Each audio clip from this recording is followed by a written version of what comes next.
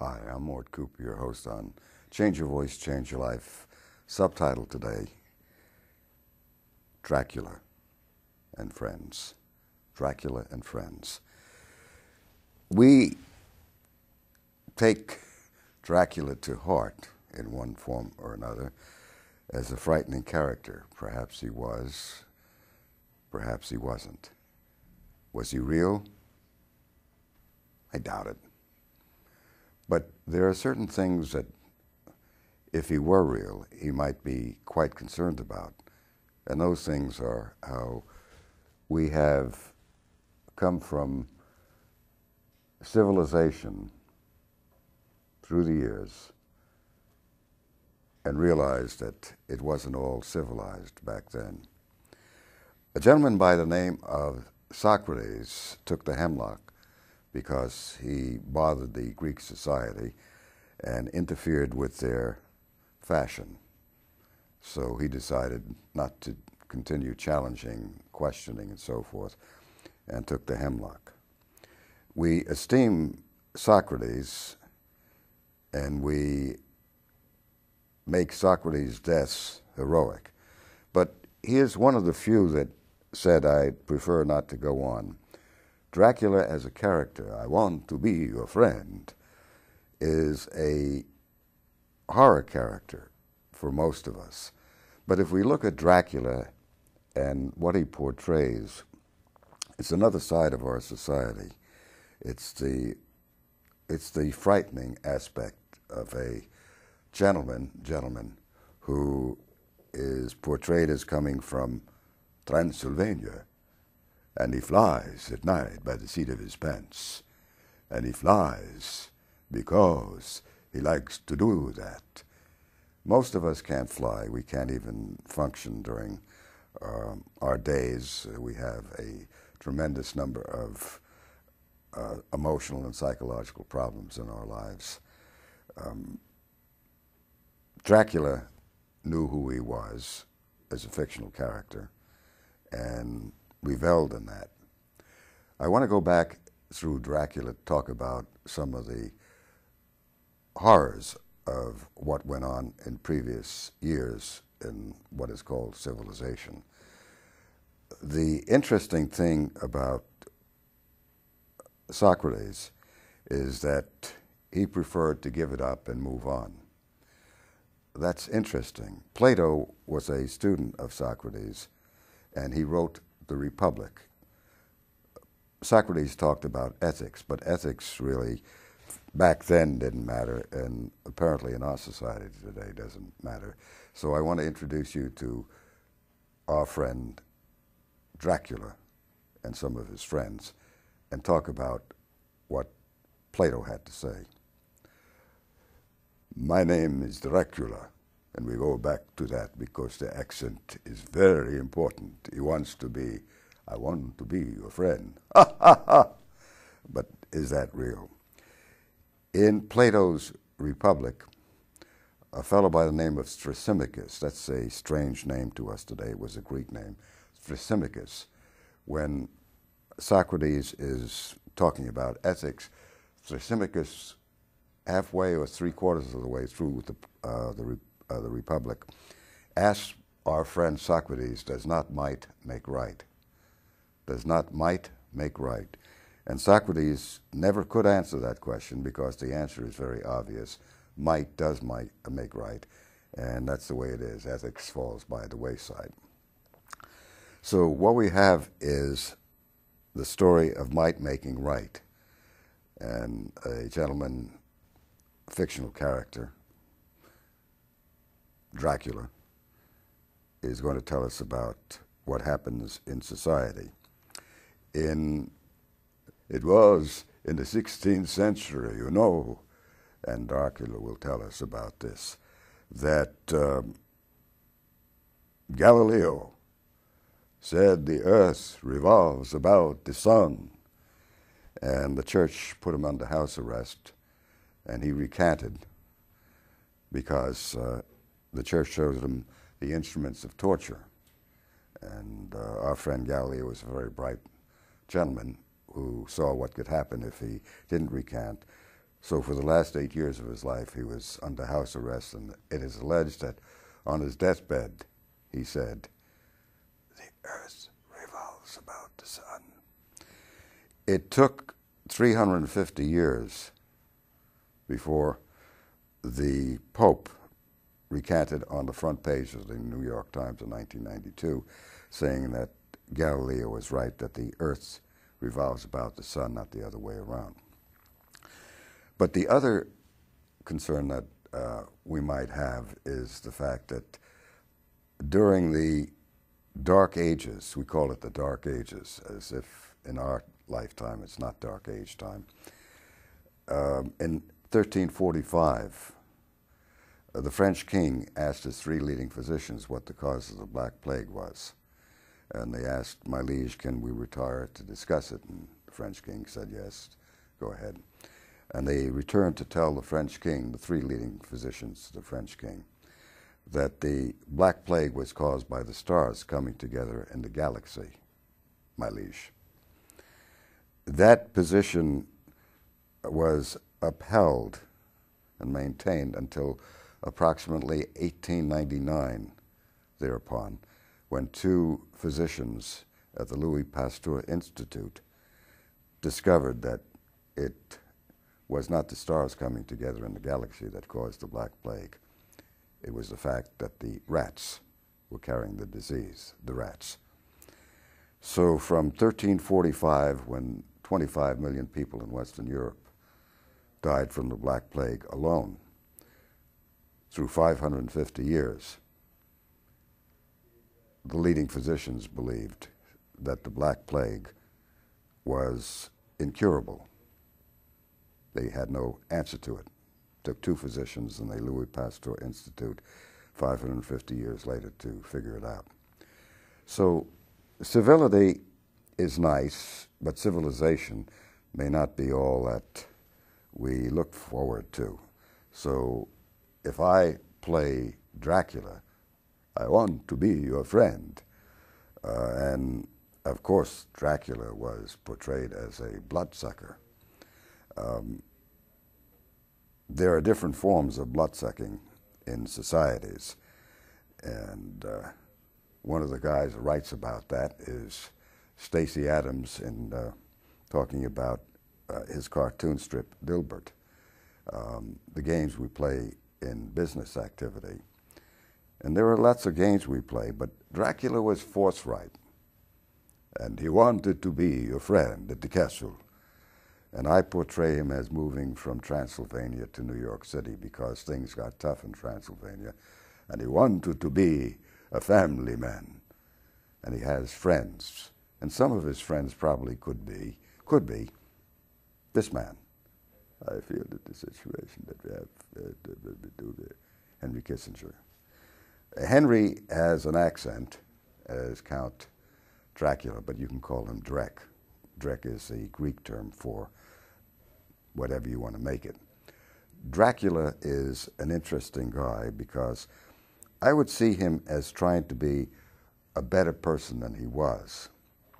And perhaps he became such, but nobody portrays him as that. And he probably moved on to New York City where he could mingle with people and have a job at night in a prestigious medical center as a hematologist. He was a bright gentleman. And I want to be your friend. He could get blood free. He didn't have to worry about taking a little bite at the castle.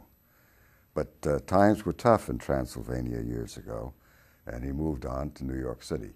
You might recognize him in the guise of different people and say to yourself, that's what they do. That's the way things are. We are of the view that The best things in life are free. Maybe they are, and maybe they aren't. But Dracula, I want to be your friend. What if he had 007, James Bond, as one of his friends? Bond, 007, James Bond. And that's his friend. And then we had Henry Kissinger in the group. Irma Bombeck said of Henry Kissinger, if you missed the first few words of Henry Kissinger, folks, it's all over. That is funny. That is pure hilarity. Henry is the only one that's ever been able to put me under. I've had colleagues who tried to hypnotize me. It didn't work.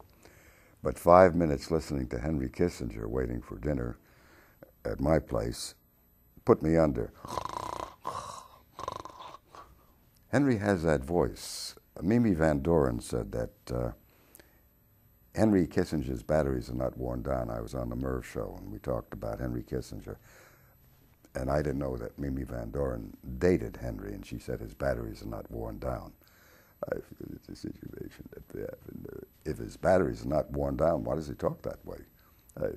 And he also has an accent. Why does he have an accent when his brother doesn't have an accent? They both came over from Europe at the same time. I guess it's one of those strange things. Maybe he likes that accent. I guess he does, because there are people I know who don't have accents but use accents. They're in the medical profession, they're in academia, and they talk with accents. I guess it makes them feel better, but they don't have accents to talk about. So if we talk about Dracula and his accent, I want to be your friend, perhaps in our day, he'd probably go to an accent school and try to talk differently and not, of course, have the cape and be himself, true to himself. Isn't it interesting that if we ask ourselves, are we true to ourselves, how many people can say yes? Very few. Why? Because they want to be part of the organization, they want to be part of the in-group, they want to be in fashion. And Dracula, if he talked like that, he'd be outstanding, and people would say, what's wrong with that guy? But if he had friends like Bond, James Bond, and Bond would say, Drek is my friend, that would carry weight. And we always need people who help us to carry weight. So join with me on Change Your Voice, Change Your Life, Dracula and Friends. We like accents. Do we like Drac with his accent? Do we like Bond with his accent? Was Roger Moore born to that voice? No. He developed that. Bond, 007, James Bond. And he developed that sound. We develop voices. Drac didn't have any training back then. Perhaps if he had training, he would have been much more presentable, more likable, more reasonable. But we made him out to be a horror figure. I want to be your friend. Ha, ha, ha. And so it's the stereotype of that voice. I work out at a Y, and I hear people, I wonder why you say that, what you say, what do you mean by what you say? They talk like that. The voice is very, very dull. It is like Henry, and Henry, I would presume, hears himself and knows what he sounds like. Well, God to give us the gift to hear ourselves as others hear us. I'm of the view that Henry knows what he sounds like.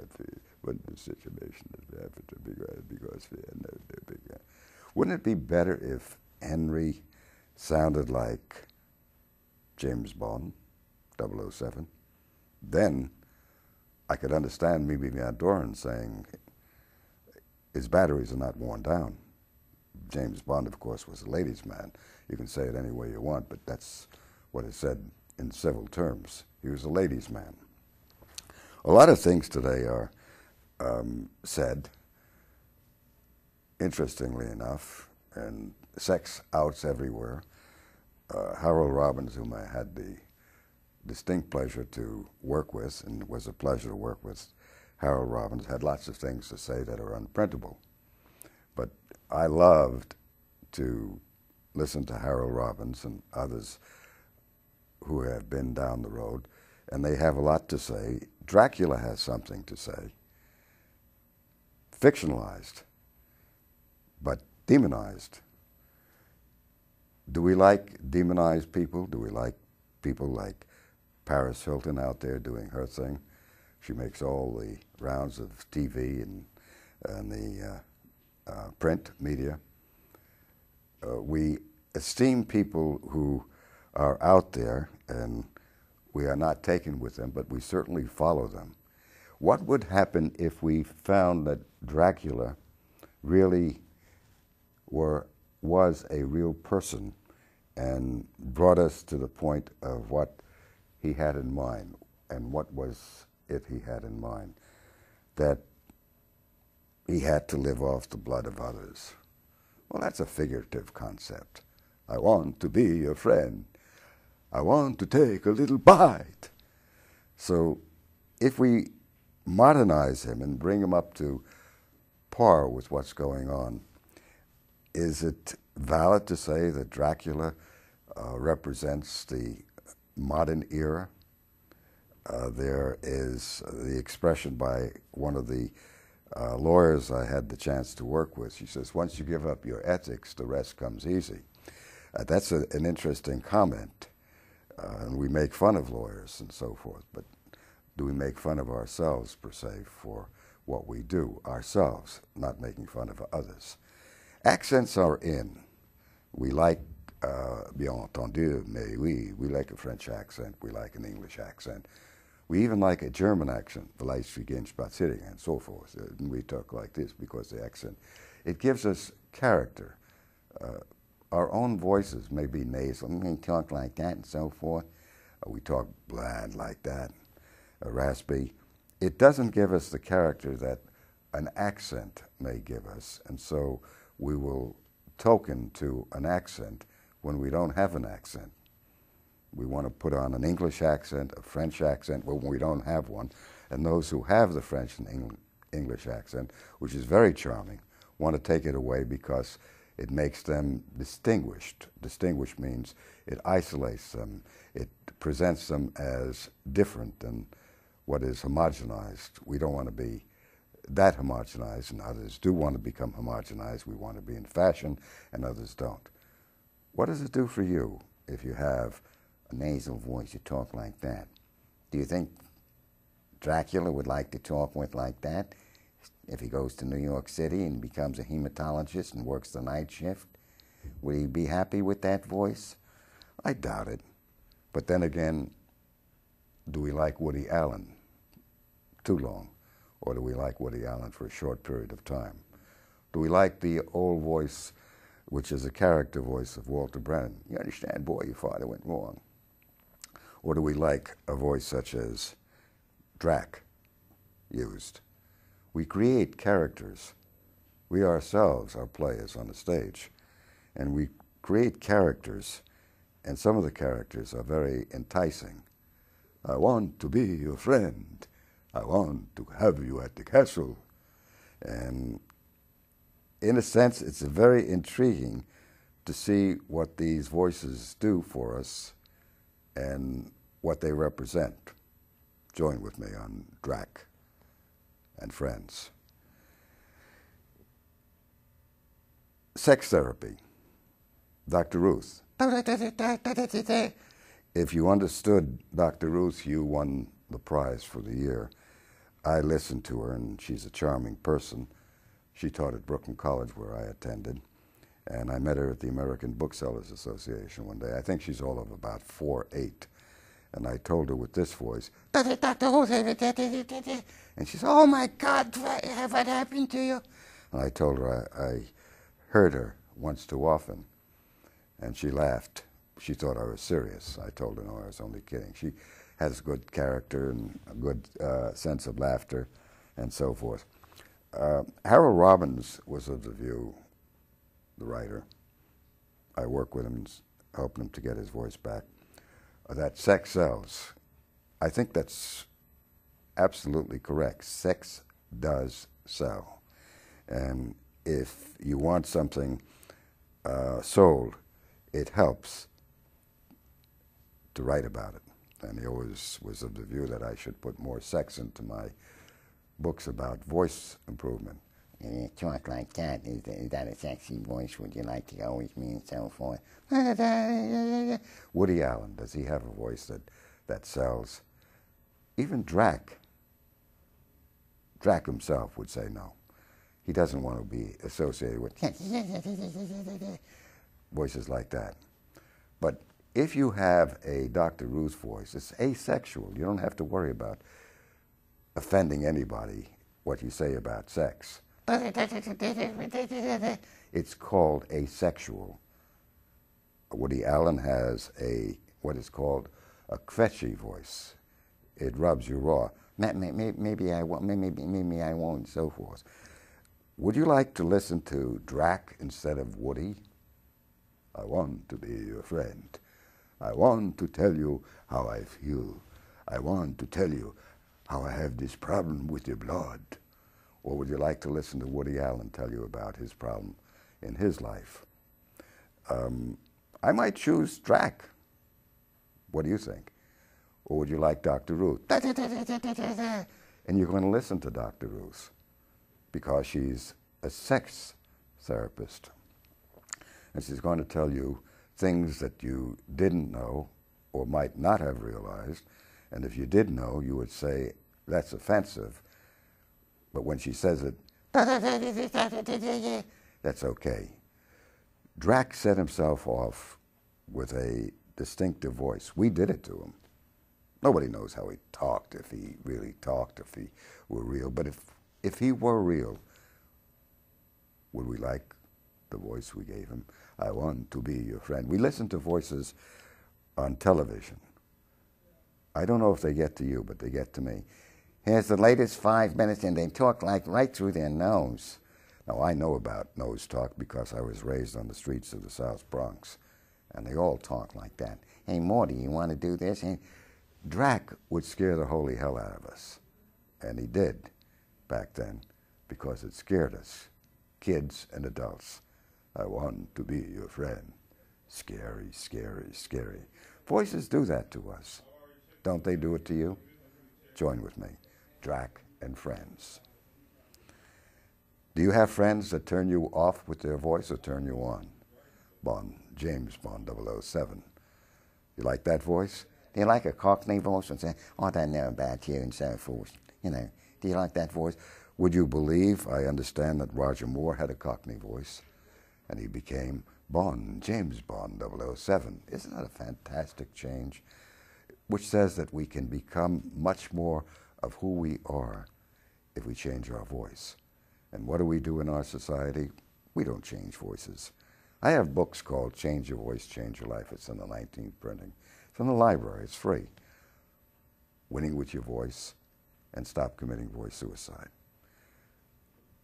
We may not like Drac's voice, but he certainly gets our attention. I want to be your friend. It's intimate. It's a bedside voice, isn't it? Think about it. And we say we like the bedside manner. I want to be your friend. Were he your doctor, wouldn't you like that voice with that accent? I want to tell you how I feel what your problem is. We like that. Women go gaga over bedside manners. The brutal truth doesn't make too many people's days or nights. We like it to be intimate and confidential. And I want to help you to understand what your problem is. It may not be so.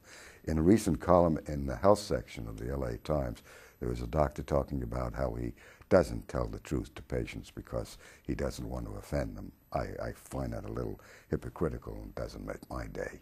But then again, I don't have that kind of bedside manner in working with people who want to improve their voice. I just tell them straight on what they have to do. Most people talk in the lower throat if they have a pathological voice. Drac didn't have a pathological voice. I want to be, he talked up in the face, the way we portrayed him. And he sounded very, very interesting if we didn't demonize him. I want to be your doctor. We love the accent, the intimacy of that accent, don't we? You don't want to hear a doctor talk like that, do you? But a lot of them do. They talk like Andy Rooney. I don't know about you. Andy Rooney is a great critic of what goes on. He has a humorous way about what he does. But would you like him to be your doctor? I don't know what the problem is. We're going to think about it. We'll talk about it. Or would you like Drek? I don't know what the problem is, but we'll talk about it, and we'll find out what it is about. And you don't have to come to the castle. Would you like a doctor that had that intimate, wondrous, easy, lilting, friendly voice? If you want to know about voices, go to the library and get one of my 3 books. It's all free in the library. Winning with Your Voice, Change Your Voice and Change Your Life, and Stop Committing Voice Suicide. On the screen is a new book out. It's on my website.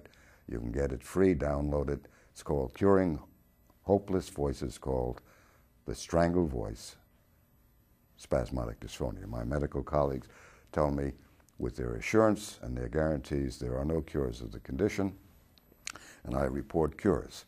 So in that sense, I might be the Dracula of the medical profession.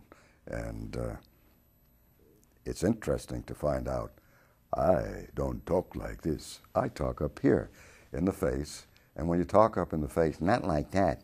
That's the way I talk. And a lot of my pals talk like that. And they all talk like that, almost. Not all. The real people talked on radio back then, and they had very intimate voices. Here's 5 minutes of late world news, and that's the way it was, Walter Cronkite. Walter had a surgery, I guess, that left him with a troubled voice, and I don't believe he was kind about hearing that. I thought he didn't have to suffer the consequences. But sometimes surgeries don't work out too well. I do things directly and simply, naturally, and I want to tell you, it's been my pleasure to be here with you. Thank you for joining with me. I'm Mort Cooper. Change your voice, change your life. Bye-bye.